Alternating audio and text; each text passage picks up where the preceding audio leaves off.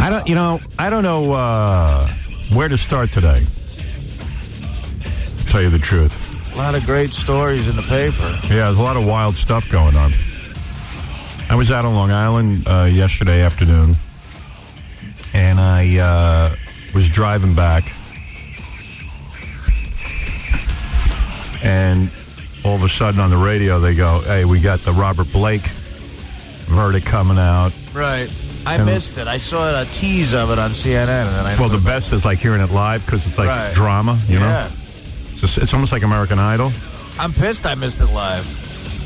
Yeah, it was really cool. I had to hear it on the radio. It was like when I was a kid and I couldn't see Muhammad Ali boxing, but I heard it on the radio, and I remember the Thrill in Manila, and I'm listening to it on the radio because I wasn't allowed to stay up late or something. It was wild.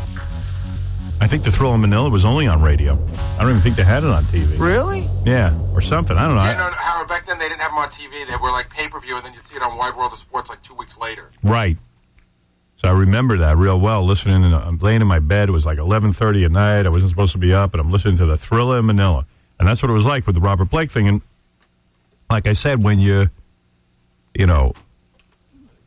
see a jury out for 8 days on a pretty much what I would consider a slam dunk case, I mean, let's be honest. In my opinion, I don't know who the hell else could have done this, but the guy's running around with a gun, and I forgot my gun, and powder burns all over him. How does it take you 8 days to come to this verdict? I know. He clearly had motives. I think what got him off is about 100 other people had motives to kill her. That's not what got her off. The jury knew. Here's my guess. The jury knew Robert Blake. I don't want to say he did this because, he's an innocent man now, but... He's out. I think the jury might have believed that he did it. Really? What the problem is, they somehow got hooked up on, we don't have a videotape of him doing it. We don't have real hardcore evidence. There's no more evidence in the Lacey Peterson case than there is in the Robert Blake case. Well, that's what in these... I think if you have enough money to mount this kind of a defense, somehow those lawyers get you hooked on, they didn't put the gun in his hand. Yeah, well, don't forget, you are innocent until proven guilty, and they've got to somehow prove you guilty. But in cases where you don't have a great defense, like hours and days and months of expert testimony, that gun is in your hand. Did they just confuse you? Yeah. I don't know what they do, but they're good at it. They're good at arguing. It's like my agent is good at that. I never try to argue with him because he's good at arguing. Right. Well, they keep it up until they get you befuddled. Yeah. So whatever happened there, Robert Blake walked out a free man, and, he never seemed to voice concern that there was a killer out there. Or that he thinks somebody should be found or anything. It does seem like... He at least wasn't like OJ, I've got to find the real killer. Over the years, it does seem like it's much harder to be a prosecutor. It's much harder to prove someone definitely guilty. It is. There's this, when they say beyond a reasonable doubt, they're looking for nothing short of a videotape. Yeah. Nowadays, at least. It's the cases we know about. That there are tons of cases that get settled in a day like this. In a day, and there's no question the guy's going to jail. So Robert Blake, I ran up to my apartment because I had my TV set there. I wanted to see what was going on, and I had the TV on. And like I said yesterday, that if you see a jury out for 8 days on a pretty much open and shut case, the prosecution is in for a real bad time because that meant he was walking. And there's no doubt. That meant the prosecutor hadn't done his job. He hadn't gotten the point across. Yeah, they're as soon as they saw it, they were calling back. They wanted to read the testimony of the guy who said that Robert Blake wanted to pay him money to kill his wife. I knew the prosecution was in trouble because you shouldn't have to really sit and read all that stuff. It's pretty cut and dry. So something went kablooey, and Robert Blake is out, and he sure looked happy, and Did you hear what he said he was going to do? Yeah, he's going to go cowboy. He's a pisser. Younger kids don't remember Beretta, but he is Beretta. Right. Like he was out there on the courtroom steps after the trial, being Beretta. Mm-hmm. He had a whole bunch of, those slogans, like if you can't do the time, don't do the crime. Right. He had a million of those sort of, one-sentence philosophies. All those cliches. All of them. Yeah. He was spewing them all. He talks in bumper stickers like a guy at rehab or something. Yeah, he's pretty cool in that respect. I mean, like, he's got a million. Like, I'm always admiring of people who have so many philosophies and slogans. I mean, it's like, and wow. have the guts to say them. Yeah, with a serious face. Because he'd go, these lawyers, you know how they always say, I mean, here's a guy just got, you think, I'm watching an expert, a legal expert, and they say, Robert Blake, as soon as he walks out of the court, he should shut his mouth and go away and try to create a quiet life. So the commentator said, would you let him say a few words on the steps? Absolutely not. Not that he could be tried again, not that there's double jeopardy or anything like that, but keep him shut up. Right. People don't want to hear from the guy right now. Well, he gets out on the steps. I think it went 22 minutes. Yeah, he can't wait to talk. He's going cowboy. So what is going cowboy? Cowboying. Yeah, cowboying. He's going to get in his car. Or a van or a motorhome. Or on a horse. I don't know. And he's going to drive all around the country until he finds a little bar and get drunk or something. Yeah. Yeah. But even he's sitting there and he goes, I don't remember the exact quote, but he was talking about his lawyers and he goes, they say, I don't even know. It's crazy what he says. I don't even know. I have some of it. You can't actually paraphrase him. Yeah, he has to do it himself. He has to do it himself. I'll never do it as good as him. There's an old saying that... Oh, this is it. That success has a large... This is exactly the quote I couldn't think of. Success has a large... family, and that failure is an orphan. And in this case, it's just the opposite. Failure has a very large family. Success here is a very small family. See what he's talking about? No. All right, neither did I, but I hung in there with him. Okay. All right. Is he saying he's a failure? No. No. He's saying the prosecution failed, and they had a huge family of people to go to. They had all the resources and all the lawyers and everything stacked against them. It's always Robert Blake against the world. And he says, and success in this case had a very small ragtag team of lawyers. He's introducing his lawyers. And he only had, he introduced this young black woman, a young white guy, and then that older attorney and another guy. So it was like four guys up against the system. And success this time had a small family. At one time, there were as many as 11 investigators on this case. And they all had... That's the name of that tune. Now he's a tough guy again. Right. All of a sudden, his hands weren't shaking anymore. He was fine. Their hand in my pocket. He's angry. If you want to know how to... Now he's going to become angry, Robert Blake, like, wow, the system really screwed him. They kept me in jail for a year. He was in jail for a full year for this. Oh, yeah.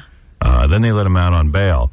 Well, he's very angry. He started screaming right away. Oh, yeah. He's pissed. You know what, dude? Just go away. You're really lucky. I said, how can you be screaming about being broke? It is almost like you say, now I need to go to jail. Yeah. He was looking forward to jail. He would have had something to eat. Well, he was worth about $10 million from all his acting work, and they're saying that pretty much the lawyers went right through that. Well, he's saying that. Yeah. 10 mil? 10 mil. At least that's what they told him. He owes them everything he has.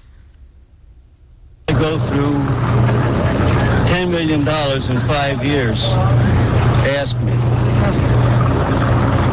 Some ragtag bunch. Let's see, 4 lawyers divided to $10 million. That's about 2.5 apiece. Yeah, that's ragtag. Get in front of what? I'm broke. I know. I need a job. That should be easy. Reality show. Yeah, go cowboying with Robert Blake. You know, he could confess to this crime right now. They can't put him in jail for That's it. right. He should have gotten out of the courtroom and said, "Ha, I shot her." Yeah, I'd be like, you idiots. How cool would that be? Yeah, I killed her. That would be great. I got what? $1 million what? bail? No, I didn't put up bail. Mr. Blake, tell us how you felt right before the jury. Hold on a second, Kay. Now he's ordering everyone around. Let me talk to this guy over here, this clown. Hey, come here, buddy. Come here, bozo. Well, he's also still liable for a civil case, so he can't actually. Right, he couldn't dance on those steps. Yeah, because you know how O.J. had his civil case, where suddenly they found him guilty. You know. You think he's paid off a dime of that? I don't know, but I heard Mark Cronin's trying to pair him up with Mini-Me for a new series. O.J. paid off a dime or two. They auctioned off all they could find. That's right, they did. They auctioned off my Heisman Trophy. Really, man? Just let me get through it a little nonsense.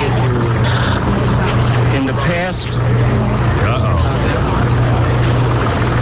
4 or 5 years, here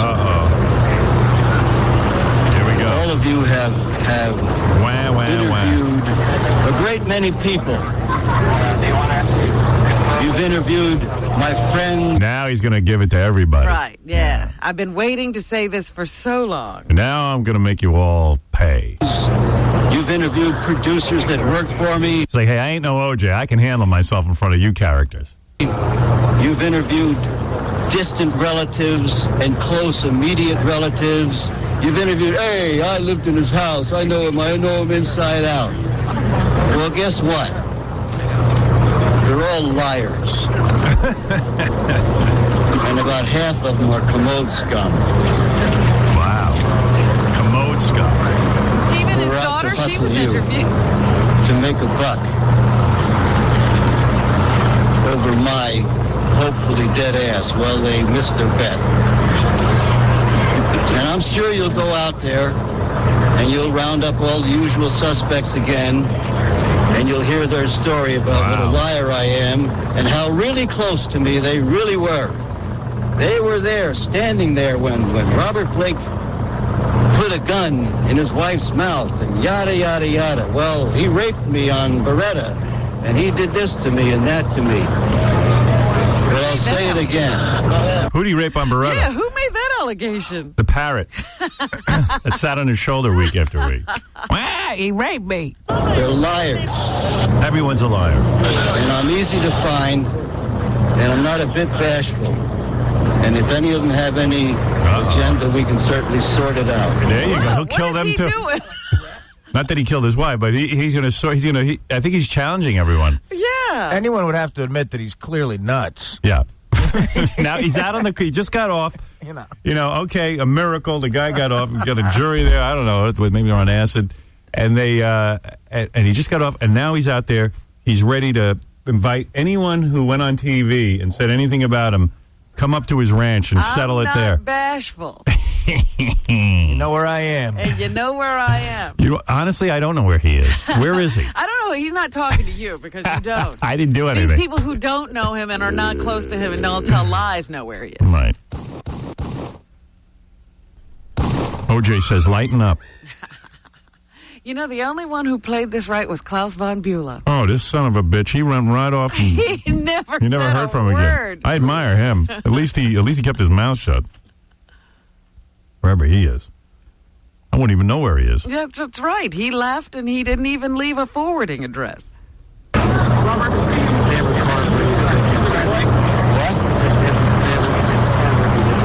71 years old. They can find a place on my ass where there ain't a scar, they can put one. What was that? You can find a place on my ass where there ain't a scar, you can put one. Yeah, he's 71. I think he wants to get branded on his cowboy thing, like a horse. Going cowboy. Yeah. Klaus von Bülow went cowboy. That's where I think he is. He still hasn't found that bar to stop it. No. They're all concerned about being hassled by anybody. What do you want, man? I just want to know, sir. He's got his dignity back. Now he can yell at the reporters. What do you want, man? Wow, he's something else. He's a character, that guy. I interviewed him once. Oh, yeah. He was out of his mind. You calling me a monkey? What do you think I am, a monkey? I'm not. You're a monkey? Okay. Hey, I wasn't calling you a monkey, dude. I don't know what you... Different glasses. Yeah. Weird, man. I talk to you and you talk to her. We don't directly talk to you. It's all about sense of humor. You ask me a question, and then before I answer it, you answer it to her. Yeah, well, it's a three-way conversation. No, it isn't. Yeah. It's a two-way conversation. Oh, come on, Robert. Stay with me on this. No, you stay with me. John List, so he kills his whole family. Yeah, because stay over here for a second. I can't. Man. It's too disturbing. It's hard for me to look at people. It's hard for me to communicate with people. It's hard for me to talk to you when you're talking to her. No, just talk to the side of my head. No. Yes. Why don't you talk to the people out there and we'll talk to each other? Wait a second. Got the wrong guy here. Hey, you're a good actor, man. Take it easy. I'll talk to him. What's your name? You talk to Jackie. I'll talk to Robin. I don't know what they're about, but what do you want to talk about with me? All right, here. Wait a second. You ask me a question, I'll answer it, or I'll ask you a question. Robert.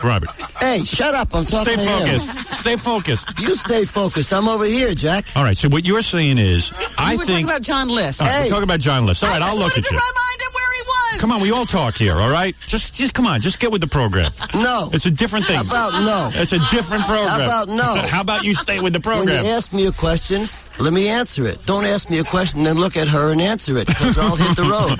Oh, come on, you're not going anywhere. You stay right here. You stay right here. You're not going anywhere. You're talking to the greatest interviewer in the country.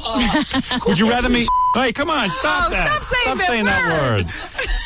All right, change seats with Robin so I can go look at you. How about that? You come over here, I'll come where you are. Hey, it's hard, okay? All right, I'm trying to... Don't this is my process, man. Don't mess with it.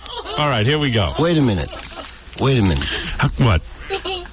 I don't know, maybe you're used to having a lot of monkeys in this chair. I got you. But I'm not one. No, I don't say you're a monkey. Well, then don't treat me like one. All right, do you think I'm treating you like a monkey? I don't think you are. I know you are. Really? Yeah. Here we go. Oh. We're getting off to a bad start. I knew he wouldn't like me. I knew it. I knew you wouldn't like me. I knew you wouldn't like me, man. I think you're groovy. No, you don't. No, I really do. You do? But Have you after a listened to while, this show? Have you ever heard the show before? What the hell am I doing here? Have you ever heard this show before? No. Oh, you haven't? No. Would you rather sit over here because this is the way he looks? No. I'm going to look at Robert. I'm too afraid not to. I'm really scared in here. I know. Could you like... I'm much more scared than you are, Jack. Really? Trust me. You're more scared of me than I am of you? No, I'm not scared of you. I'm scared of this situation. You don't know karate or anything, do you? I don't put my hands on people. Really? Seriously? Absolutely not. I always get that impression like maybe you were like a hands-on guy.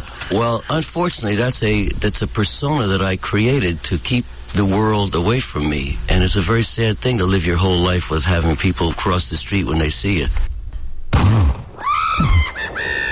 No, listening back to it, he wasn't that bad. Well, it was the look on his face. Yeah. You know? Yeah, Howard, he was glaring at you. Yeah. Yeah.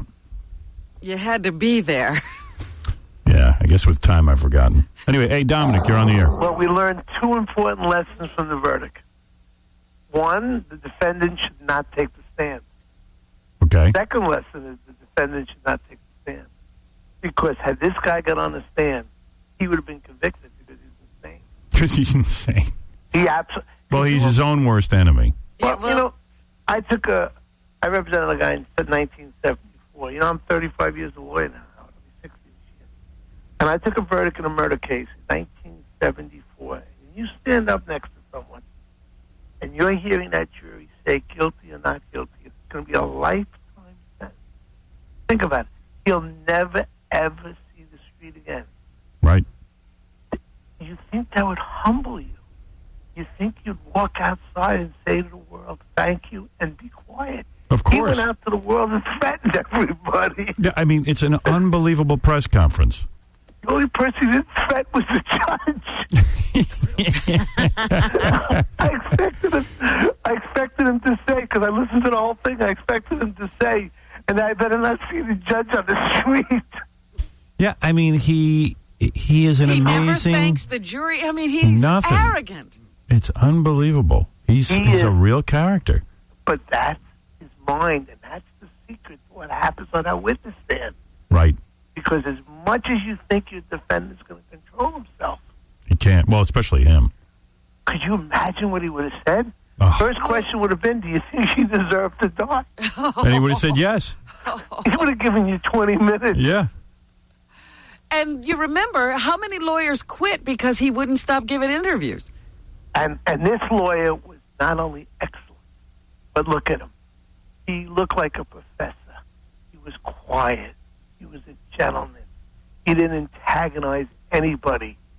He played this case. This is so different than any of the other trials that are going on out there.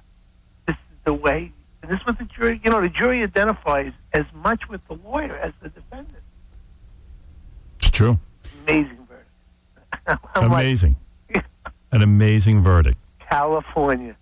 Oh, that's where you want to commit your crimes. Yeah. California, here I come. Listen, if you're going to kill your wife and you're in Nevada, get in the car, drive an hour and a half. Take her to California. If you're going to kill your wife and you're in Jersey, drive all the way across the country. That's right. Take a plane. Don't even stop. What I was wondering is, what did the jury think happened that night? I mean, how did he get killed? Well, I don't know. It's like an amazing story, and it's no different than Lacey Peterson. And yet, this guy is going to the death row. One's getting the death penalty. Yeah. Yeah, but listen. Actually, I think Lacey Peterson has less proof. Right. I do too. Because they didn't find the body within 12 feet of the guy. But it's actually a comedy. I mean, think about it. Somebody walks outside, finds his wife dead. The police come and he says, "Hey, I don't know what happened." I was in the restaurant retrieving my gun. I went back for my gun. It really is. What the hell does that mean? Back for egg roll or dessert. Yeah, I forgot my doggy bag. Well, he went back for the gun because he had to protect her because there were so many people trying to kill her. He had to go back to make sure that she was dead.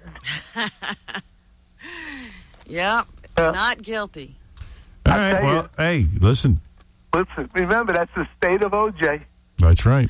Well, I was going to say, Really, Michael man? Jackson should be listening. Michael Jackson should fire his lawyer and hire this one in about 3 seconds. Well, I told you once I saw 8 days, they were deliberating. I said, Robert Blake's going to walk. Well, but Eber's jury was out a long time. Eber's case was way more complicated. Yeah. And, you're talking about... Oh, yeah, they had to go through all of that evidence. Yeah. A paper trail. Well, Eber's came up with a good excuse. Eber's whole thing was, hey, man, I was a bouncer. I don't know what any of these guys are doing. I mean, yeah, I was in charge of the company, and I'm a billionaire, but... I don't know what those accountants' books say. I didn't know how I got $400 million 1 year in income. It just happened. Actually, I would have bought that more than I would buy this other defense. That seems like a reasonable defense. Yeah, I'd be like, hey, the guy is a bouncer. What does he know about that? I left my wife under a street light so there'd be good light on her while I shot her. You think ever in the history of verdicts, a defendant has ever threatened after the verdict on a lifetime case now, come out and said, quote, "Any of you want to straighten it out with me, come visit me in my ranch." You'd think you wouldn't want any problems. You think you'd say, you know what? Thank you for believing me. I know it seems horrible. I'm a 71-year-old man. I'm going to go home. Yeah, but I know it seems horrible that, and you think that I did this crime. I'm telling you I didn't do it. I'm glad the jury, thank God, believe me. I want to go now and be with my grandchildren, and goodbye. That's it. And thank you. Much more of life. Thank you for giving it back and to thank me. you. And thank you to my lawyers. And let's not all forget that a woman is dead here, and I have no answers. But let's pray to God they find an answer. And goodbye, and nice knowing all of you. Yeah, like a 2-second thing. Yeah, and that's it, man. And walk away. But you know what? I give him credit. He didn't say one thing. No, he didn't. Let's go find the killer. He didn't say that. Well, you know what, Howard? You cut off the tape.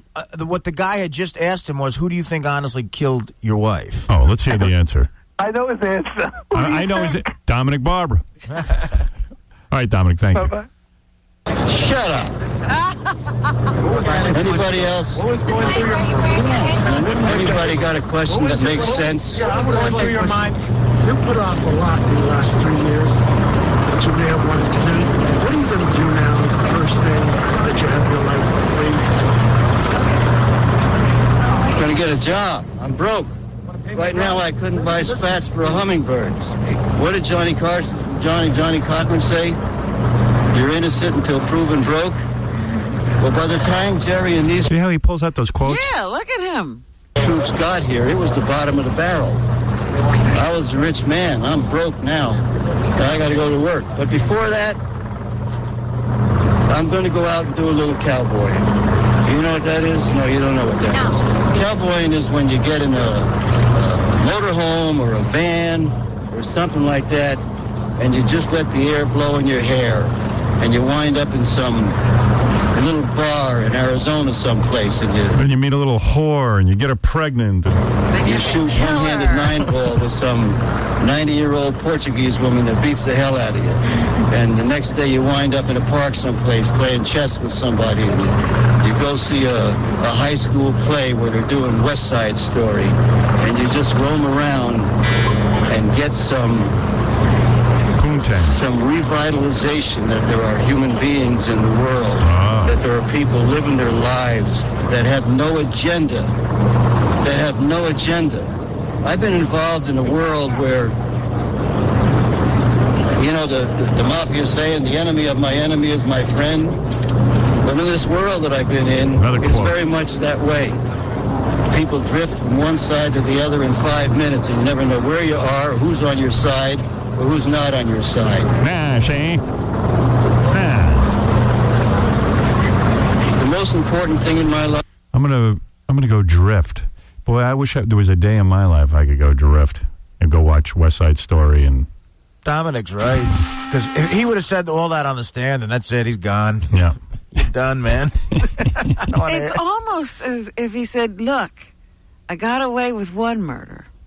Well, don't mess with me." By the way, you can't even say that. He's innocent. I'm just saying, it sounds to me, when you start standing on the courtroom steps after getting off with murder, getting off of a murder rap, and then you threaten other people, that's what you're saying. I think he should be watched. I don't think they should have let him take off his ankle bracelet. He seems dangerous to me. He's a character. But, all right. Hey, well, we got to accept spoken. I think there are going to be a lot of people like myself who wonder if this verdict was correct, but what the hell. All right, we got to I'm going to go on with my life. I am not going to go cowboying. I'm going to stay right here.